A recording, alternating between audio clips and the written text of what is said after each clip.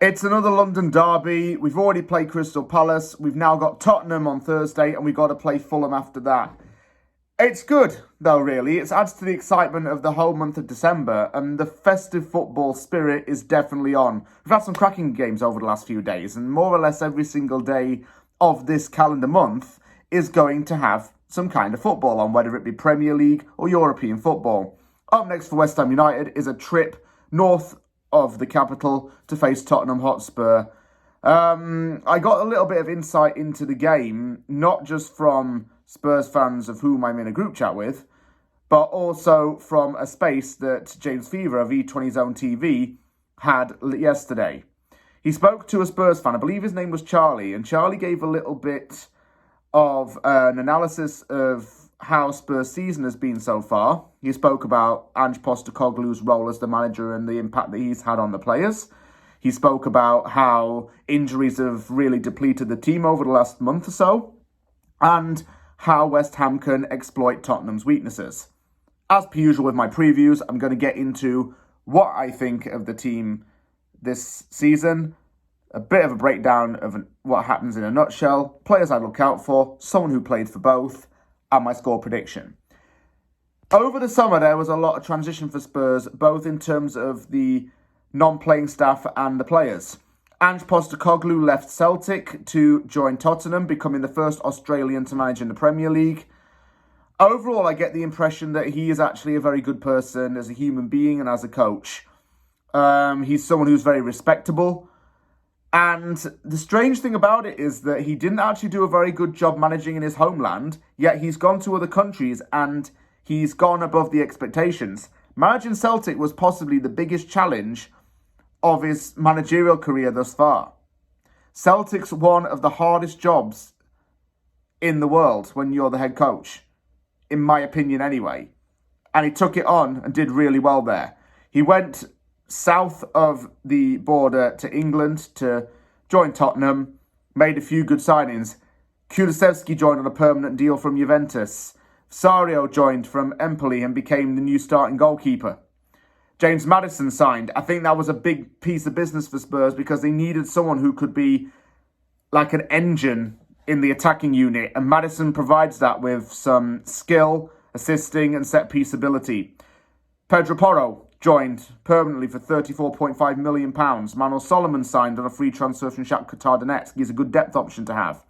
Mickey van den Ven, a very pacey Dutch centre-back, joined the club as well. Aleo Valise joined from Rosario Central in Argentina, and Brennan Johnson signed on deadline day from Nottingham Forest. Lot of very good players to really change around the team because they had to fill in a big gap left by the departure of Harry Kane. Kane moved to Germany to join Bayern Munich, and as it stands, I think he's going to break the single-season goal-scoring record in the Bundesliga. He's really settled in Germany like a duck to water. There was always going to be that fear that Spurs would suffer without Kane there, that he was, in other words, holding the team with the weight on his shoulders. That probably wasn't so the case. Having Kane gone has allowed other players to really step up. Sung Min has been named the team captain and has stepped up into that role of a leader. Pressure, but it's good pressure as far as he's concerned. Form was excellent at the start of the season for Tottenham. It went unbeaten in its first 11 games. Ange won 2 consecutive Manager of the Month awards. James Maddison and Son Heung-min won the Player of the Month awards for August and September respectively. And the Premier League Save of the Month was seeing Rosario nominated 2 times in a row. So as far as starts to a season go, it was fantastic. Spurs even beat the likes of Liverpool and Manchester United along the way. However, things didn't stay that way, and 3 straight losses came next. And recently, Spurs drew 3-3 with Manchester City. I think, honestly, Ange broke Pep in that game. But I've learnt one thing about Tottenham. It's no more of this, them getting battered everywhere they go. It's more like, don't say it's over until it's over. Because they'll come back and they'll get you if you're not careful. Unfortunately, there is another big downer in the team right now, which is a lot of injuries, notably Van den Ven, Maddison, Bentancur. Bentancur came back from a horrific lower body injury, only to get injured again in his first game. Yeah, I know there's a lot of strong opinions about Matty Cash because of that.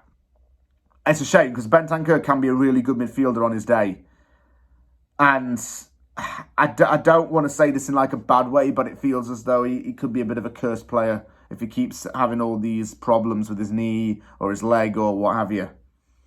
Players I would look out for this are Brennan Johnson, Sung Hun Min. Those two on a counter system would burn some of our West Ham defenders. Thankfully, we've got Emerson and not Cresswell on the left back position these days. I hope Emerson's starting tomorrow. I heard that he wasn't feeling well or there was something wrong with him. I pray to God not, because Cresswell's going to get absolutely annihilated if he starts. I think Oliver Skipp's been doing pretty well lately, hasn't he? He's been doing pretty good in the team. I can't really say Richarlison has, though. And there's rumours that he might end up going to Saudi Arabia next month. Shame, really, because Expressions does that proo thing every time he scores, and it's just funny. It's really hard right now with Spurs because there are some gaps we need to exploit in that team. And this Spurs fan on the space was saying that if we can find a way to keep the ball, hold them to their own for a long time, and just annihilate them when they're at the weakest, West Ham can get something out of the game. But it doesn't really help there's been a lot of injuries. Visario's been an excellent goalkeeper. Vicario, if that's even how you pronounce it. I'm sorry if I've got that wrong. He's been an excellent goalkeeper, actually, for them. And it was a name that probably wasn't the most likely one to sign. Wasn't probably the name in a lot of people's minds, but he's still been very good. And Ange is doing a really good job despite the fact that this Spurs side hasn't won in 5 games in the league. Player who played for both was Scott Parker, legend of West Ham United Football Club, one of my favourite players, definitely growing up. Signed for Spurs, quite a hit or miss time there. Then went into management, managing Fulham, Bournemouth, and I think he still manages in Belgium now, does he? Unless he got fired from his job there. I'm not quite sure. Score prediction for this game. It could either, I actually think either West Ham will get annihilated or scrape a draw in this. If our midfield's realigned a bit to deal with some of those attacks and we can able to move the ball on the ground a bit more, I think we'll be fine. But when we play Spurs, it's always quite an exciting fixture. And by the way, Spurs fans, Antonio Lanzini can't score against you, so you've got that to not worry about at all. Remember Lanzini always scoring a goal against Spurs? There's going to be a new name West Ham needs to find to score that goal against Spurs. I don't know who it's going to be, though. Someone out there. Maybe Kudus, if he stays for the long term. But who knows? Just wish best teams the best of luck for Thursday. I'm nervous, actually, about this one. If we get a draw in this, I'll take it all day long. But I get a feeling West Ham is going to end up probably scoring, and this is just so you know, Spurs fans, sitting back and conceding within the 45th to the 60th minute of the second half. It's going to happen. I'd bet money on that. That's where we're going to be at our weakest. But don't take what I say for certainty.